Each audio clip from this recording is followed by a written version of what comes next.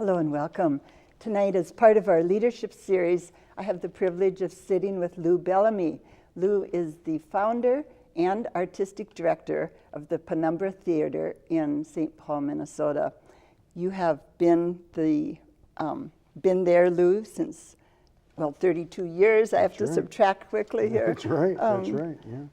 I want to tell the folks a little bit more about you. He is also an associate professor at the University of Minnesota. In fact, came here from teaching today, is with the theater and dance department. In 2006, you won a very wonderful award from the McKnight Foundation, the Distinguished Artist Fellowship Award. It's just called Distinguished Artist Award, isn't it? Distinguished Artist Award. No fellowship along with it. No. Unfortunately, huh? No. But very prestigious award. Just one artist in our state gets that award each year. Yeah. So very special award. And then in 2007, you won the Obie, I did, which was exciting. And that was for your directorial debut of August Wilson's Two Trains Running. And that was first done out in New York. Yeah. And what theater, Lou? It was the Signature Theater. Okay. It's an off-Broadway house. That's right. I had directed Two Trains a number of times and got the call, and I was thrilled to go out there and be in New York and act like a grown-up and take the subway the wrong like direction. No, it was great fun. It really was. You just told me you were born in Chicago, but moved to Minnesota with your folks when you were just a baby. Right. And I was grew up months here. old and grew up in St. Paul. Yeah. What did your mom and dad do?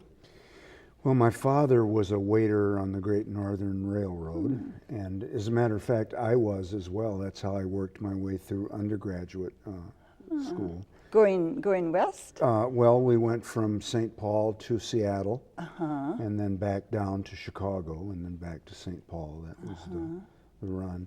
In fact, that was a sort of one of the mainstays for African Americans, and a way to make a good enough living to raise a family. When I was working on the railroad, when I was in school, there were advanced degrees waiting tables next to me, people with lawyer, attorney degrees and so forth. So it paid a decent It did, and they weren't able salary. to, even though they got degrees, they weren't able to get into the law firms and so forth. So they had to make a living, and you'd see them out there on the railroad. It was a wonderful time, though, to be around all those old men and grow up and hear all the lies. And I bet you heard great stories that you probably brought into the theater with you. Huh? Yeah. And your mother, did she work? My mother did. She was started out, the first job I remember she had was she ran an elevator at the St. Paul Athletic Club. And by the time she left there, she was purchasing agent for the club. And then she ran a nightclub in St. Paul called the Ebony Lounge. That was another source of many stories, I bet. Wonderful place to be. Interesting. How long did that exist? I think that the Ebony, I think she ran that for 6-8 years, maybe 10. Long enough for you to get a sense of the excitement. Oh, and she began doing that right after I was graduated from Mankato. So I came back and helped her run the bar, and it was a good time. Did your folks, Lou, encourage you to go and get a college degree, or was that something that you initiated on your own? It was always expected of me. I don't remember when it wasn't. In fact, my nickname, my uncle gave me a nickname when I was just a toddler and just beginning to talk, and he called me the Professor. And so, isn't that? And of course, I grew up to be one. You became one. Self-fulfilling prophecy. But those kinds of expectations were just always there for me. There was never any question about whether or not. What do you think it was about you as a little tyke that had this professorial. I don't know whether I had any professorial bearing, but it spoke to my family's hope for me and the desire for the next generation to do a little better, you know. And I think that's what was meant by it. Have your folks, did they live to see your success?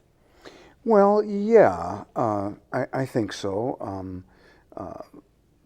Varying parts of it, certainly, you know, the kinds of awards that you just mentioned are things that I've done more lately, and none of them were around to see that. But I think that they always thought that their little boy was going to be something. Do well, yeah. Well, that's wonderful to have that kind of support and expectation as a child.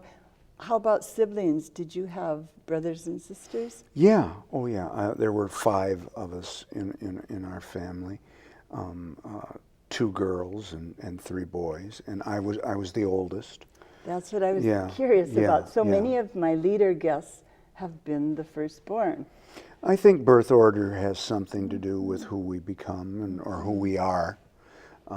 Certainly, I was expected to help in raising the children, watching them, taking care of them. Both my parents worked, and it was sort of expected of me. And I tried to fulfill it at varying times with certain degrees of success. And others not. To no, discipline your own siblings, no, is it's it? not. You not only went to Mankato, you then went on and got your graduate degree at the U. University of Minnesota. And right. what was the actual degree? In theater, an MA in theater. At what point did you say, I really want to focus on theater and acting? And I think it was when I made the choice to go to graduate school. I had always sort of dabbled in it. In fact, I was an undergraduate psych and soc major. But I don't know what I was going to do with that. But I was introduced to theater when I was in school at Mankato, and liked it, had a flair for it, so forth. And when I had an opportunity to go to graduate school, I really did entertain going on in psychology, because I loved that as well. But I decided to go with my strong points, and I'm glad I did.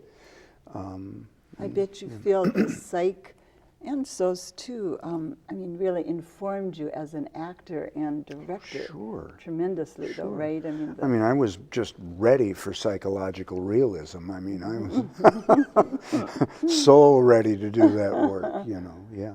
And the time was right for it? I think that an artist's job is to live life and live it to the fullest. And so you're constantly applying everything, anything and everything that you do, conversations, grief, joy, all those kinds of things, child rearing, come into making you who you are and the way you view the world and the way you put it to work as an artist. And I believe that those same sorts of things influence all of us in that way. But maybe not quite with such a rawness or a drive to share the inner experience. Perhaps. Do you think? I chafe a little at people who talk about themselves as being objective. I don't think there's any such thing. You know, one is always polemic and standing on some side of an issue, and you can attempt to not let that influence you. I don't know the degree to which you can do that.